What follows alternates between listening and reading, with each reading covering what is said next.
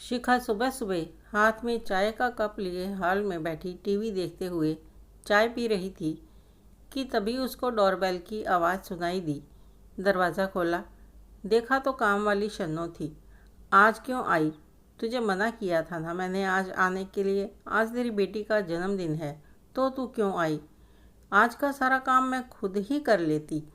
हाँ भाभी, लेकिन साहब को पूछा तो उन्होंने छुट्टी लेने से मना कर दिया था, और अगर आज मैं नहीं आती तो साहब का गुस्सा हम दोनों पर बरसता। तो सोचा सुबह जल्दी जाकर सारा काम जल्दी से निपटा।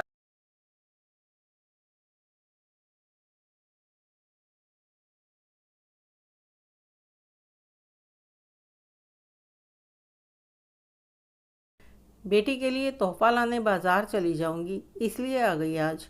ऐसा कहकर शन्नो अपने काम में लग गई। शन्नो को 2 साल पहले शिखा के पति विनय ने घर के काम करने के लिए रखा था। शन्नो बातूनी थी। आज शन्नो के चेहरे की चमक बता रही थी कि वह कितनी खुश है। कितने साल की हो गई तेरी बेटी? शिखा ने पूछा। पूरे 10 साल की हो जाएगी भाभी। उसके लिए फैंसी ड्रेस खरीदनी है। मोबाइल पर फ़ोटो देखी है, उसे भी वैसी ही ड्रेस चाहिए। सोचा दिला ही दूँ, आखिर उसी के लिए तो कमाती हूँ। भाभी जी आज कर। और सुनो, तुम जाते समय मुझसे कुछ पैसे लेती जाना और मेरी तरफ से बेटी के लिए कोई तोहफा ले जाना। और ज़रा साहब का कमरा अच्छी तरह से साफ़ कर देना। तुझे तो पता है कि ज़रा सी भी धूल मिट्टी दिखी तो इनका गुस्सा 7वें आसमान पर पहुंच जाएगा। शिखा ने कहा। तो शन्नो बोली, जी भाभी, मैं अच्छी तरह से साफ़ कर दूंगी, आप चिंता। शन्नो ने काम करते करते बातें शुरू कर दी। भाभी एक बात पूछूं आपसे, आपकी शादी को कितने साल हो गए? कल पूरे 3 साल हो जाएंगे, शिखा बोली। मतलब कल आपकी शादी की सालगिरह है, शन्नो बोली। तो शिखा ने टीवी देखते हुए हाँ में सिर हिला दिया। फिर तो कल घर में जश्न होगा, है ना भाभी? अरे नहीं, इस बार शादी की सालगिरह का जश्न नहीं होगा, शिखा ने कहा। तो शन्नो ने पूछा, ऐसा क्यों? पिछली बार तो हुआ था। आप तो नसीब वाली हो जो इतना अमीर और नामी ससुराल मिला आपको। साहब की इतनी अच्छी कमाई है, फिर भी आप जश्न नहीं करोगे? ऐसा क्यों? अरे तू यहाँ मुझसे बातें ही करती रहो या घर जाकर अपने बेटी के जन्मदिन की तैयारी भी करोगी? शिखा ने बात को टालते हुए कहा। अरे हाँ, मैं भी इतनी पागल हूँ, बातों में लग जाती हूँ। इतना कहकर शनो काम निपटा कर चली गई। तभी मोबाइल की घंटी बजी। शिखा ने देखा तो उसकी सास कमला जी का फ़ोन था। कमला, जो कि एक समाज सेविका थी, जो महिलाओं के खिलाफ होने वाली घरेलू हिंसा और अत्याचारों के खिलाफ समाज में जागरूकता फैलाने का काम करती थी, वह समाज सेवा के काम से कुछ दिनों के लिए बाहर गई थी। शिखा ने फ़ोन उठाकर हेलो कहा तो वह कहने लगी, तुम्हारी शादी की सालगिरह पर सेलिब्रेशन के लिए मैंने इस बार 5 स्टार होटल बुक कर दिया है बहू। इस बार घर पर जश्न नहीं होगा, कमला जी ने कहा। लेकिन माँ जी, मुझे कोई पार्टी नहीं करनी है, उधर से कमला जी ने कहा। सुन लिया बेटा? तो शिखा को समझ में आ गया कि सासू माँ ने कॉन्फ्रेंस कॉल करके विनय को भड़काने का काम किया है। इतना सुनते ही शिखा के हाथ पैर ठंडे हो गए। मम्मी जी, मैं कहना चाह रही थी कि मुझे पार्टी नहीं करनी है और ना ही किसी पार्टी में जाना है, शिखा ने लड़खड़ाती सी जुबान में डरते हुए अपने मन की बात कही। तुमसे कोई सलाह नहीं मांग रहा, जितना बोला जाए उतना किया करो। ज़्यादा जुबान चली तो पता है ना, चुपचाप पार्टी के लिए चली आना। इतना कहकर उसने फ़ोन काट दिया। शिखा धम से सोफे पर बैठ गई और अपनी पुरानी यादों में चली गई। उसे पुरानी भूली यादें, पुराने जख्म जैसे सब ताज़ा हो गए थे। सोचने लगी कि कैसे भूल जाऊं जो पिछले साल विनय ने उसके साथ किया था। वैसे तो यह हर रोज़ ही होता है, लेकिन उस दिन सब मेहमानों के सामने पार्टी में विनय ने शिखा पर हाथ उठाया था। तब कितना रोई थी शिखा। उस वक्त सब वही मौजूद थे, लेकिन किसी ने भी कुछ भी नहीं कहा। सब मेहमानों के चले जाने के बाद सासू माँ ने शिखा को समझाया कि ऐसे छोटे मोटे झगड़े तो पति पत्नी में होते रहते हैं। चाचा चाची भी समाज की दुहाई देकर शिखा को रोता हुआ छोड़कर चले गए थे। शिखा के माता पिता का देहांत उसके बचपन में ही एक कार एक्सीडेंट में हो गया था। उस समय शिखा 5 साल की थी। बड़े होने पर उसके चाचा चाची ने शिखा से अपनी जान छुड़ाने के लिए पैसों के लालच में विनय से शादी करा दी थी। अब किसके पास अपना दुख सुनाने जाती। तलाक लेकर अकेले रहने में भी डरती थी कि दुनिया समाज उसे जीने नहीं देंगे। कोई सहारा देने वाला भी नहीं था। सास और पति उसे हर समय बात बात पर धमकी देते कि अगर हमसे बैर लिया तो ना घर की रहोगी ना घाट की। जो रोटी कपड़ा मिल रहा है ना, वह भी बंद हो जाएगा। बदनामी होगी सो अलग, मतलब कुल मिलाकर तुम्हारा ही घाटा है। शिखा डर के मारे घरेलू अत्याचार और मारपीट रोज सहती रहती। वह अंदर ही अंदर घुट घुट कर रहती थी। बस यही कारण था कि विनय की हिम्मत और भी बढ़ गई थी। शराब पीकर मारपीट करना, गाली गलौज करना, ये तो रोज के लिए आम बात हो गई थी। यह सब सोचते हुए आज शिखा के सिर में दर्द होने लगा था। तभी डोरबेल बजी। दरवाज़ा खोला तो विनय सामने खड़े थे। इतना भी पूछने की हिम्मत नहीं हुई कि आज इतनी जल्दी कैसे आ गए। तभी विनय बोला, मेरे लिए खाना लगाओ। शिखा विनय के लिए खाना लगाने लगी।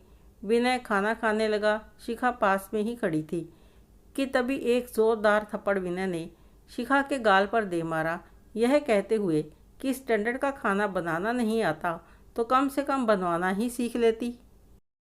खाने की थाली छोड़कर कमरे की ओर जाते हुए बोला, सुनो, कल पार्टी है और पिछली बार की तरह कोई नाटक मत करना और किसी अच्छे से पार्लर से तैयार होकर आना और कोई मॉडर्न ड्रेस पहनकर आना। शिखा वहीं पर गाल पर हाथ रखे हुए ज़मीन पर बैठ गई और रोते रोते सोचने लगी, पता होता कि विनय घर पर खाना खाने वाले हैं तो उनकी पसंद का खाना बनवा लेती। रोते रोते कब आंख लग गई पता ही नहीं चला। सुबह विनय ने शिखा को पैर से ठोकर मारकर जगाया तो शिखा सोचने लगी कि क्या सचमुच में उसकी यही किस्मत है। खाना पीना, पैसा, शोहरत, सब कुछ तो था उस घर में शिखा के लिए, सिवाय आत्मसम्मान और प्यार के। शिखा ने बड़े दुखी मन से विनय के लिए नाश्ता बनाया।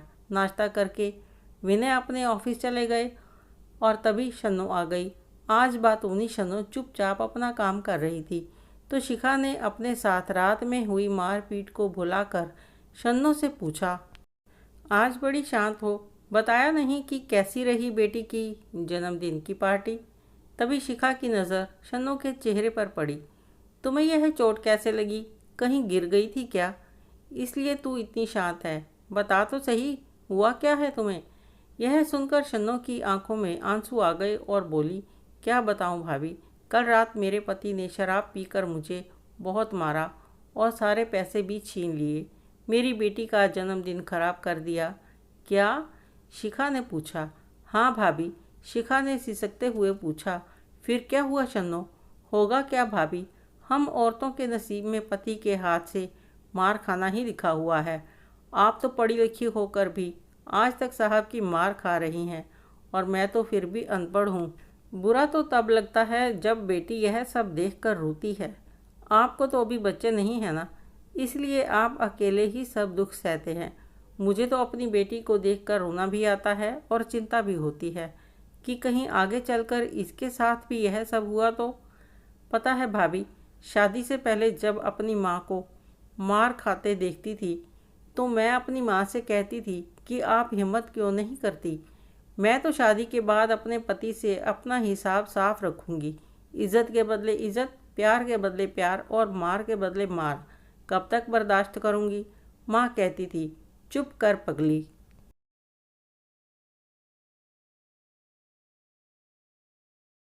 ऐसा नहीं होता। शादी के बाद पता चला वह तो वाकई बचपना था। हकीकत तो सब औरतों की यही है कि शादी के बाद उन्हें अत्याचार बर्दाश्त करने ही होते हैं, जैसे कि आप छुपा रहे हो थप्पड़ के निशान। भाभी, मेकअप से दाग छुप सकता है, मिट नहीं सकता। ऐसे मत देखो। बस कोई सामने से बोलता नहीं। शिखा आश्चर्य से शन्नो को देखती रह गई। आज उसको शन्नो की बातें चुभ गई। शन्नो अपना काम निपटाकर चली गई, लेकिन शिखा सोचने लगी। तभी विनय का फ़ोन आया। शिखा सुनो, मैं ऑफिस से सीधा होटल आ जाऊंगा, तुम ड्राइवर के साथ चली आना। शिखा ने मन मार के हम कह के जवाब दिया और शाम को तय समय पर शिखा होटल पहुंच गई। पार्टी शुरू होने वाली थी। सभी मेहमान आ चुके थे।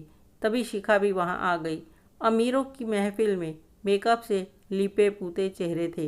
विनय की नज़र जैसे ही शिखा पर गई, वह उसका हाथ पकड़कर घसीटते हुए होटल के एक कमरे में ले गया।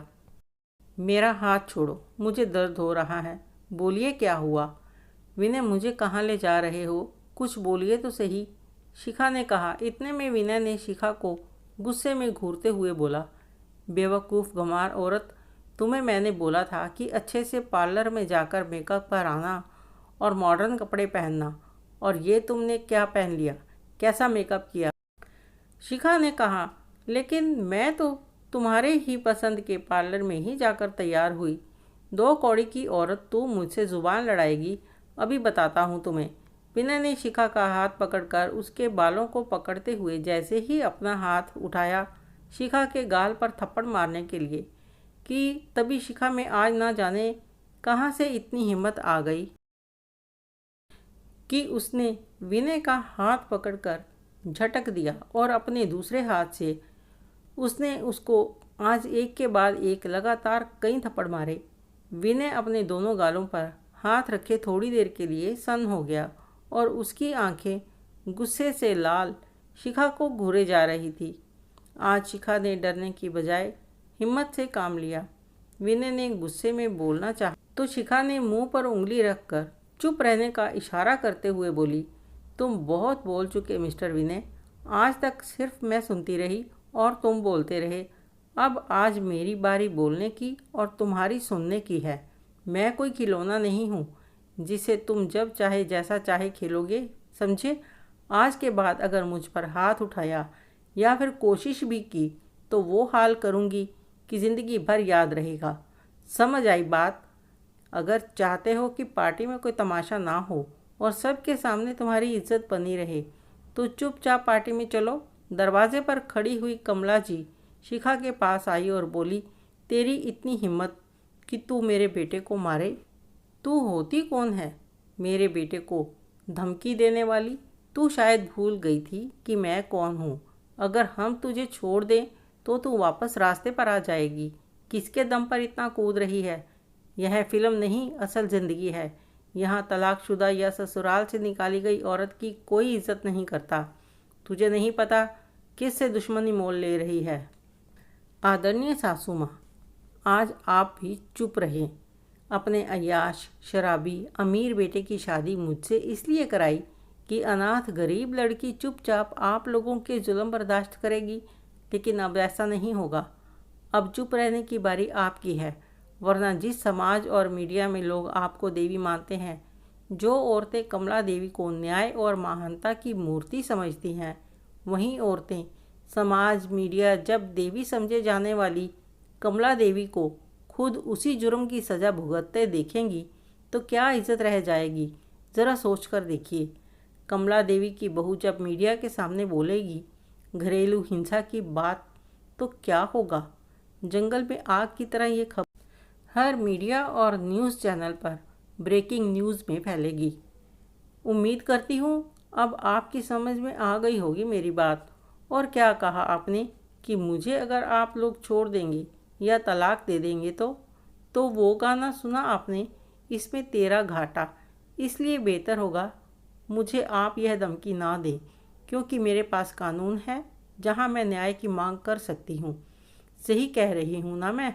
मेरी चुप्पी को आप दोनों ने मेरी कमज़ोरी समझ रखा था, पर अब और नहीं। अब बस मैं पढ़ी लिखी आज की नारी हूँ। अपने सभी सामाजिक और कानूनी अधिकार भी जानती हूँ। मुझे आपकी दया की ज़रूरत नहीं। मैं कोई मूर्ति नहीं, इंसान हूँ। यह बात हमेशा याद रखिएगा। मर्ज़ी अब आप लोगों की। आप दोनों यहाँ आराम से बैठकर सोच लो कि क्या करना है। मैं पार्टी में जा रही हूँ। आगे आप दोनों समझदार हैं कि अपनी इज्जत अपने हाथ में होती है, क्योंकि मेरी तो कोई हैसियत नहीं है। मुझे कोई फ़र्क नहीं पड़ेगा। हैसियत वाले लोग आप हैं। विनय और उसकी माँ ने आंखों ही आंखों में अपनी गलती मानी और पार्टी की ओर चल दिए और शिखा के साथ इंसानों की तरह से पेश आने लगे। यह कहानी आपको कैसी लगी कमेंट करके ज़रूर बताएं। अच्छी लगी हो तो लाइक करें, शेयर करें, सब्सक्राइब ज़रूर करें। धन्यवाद।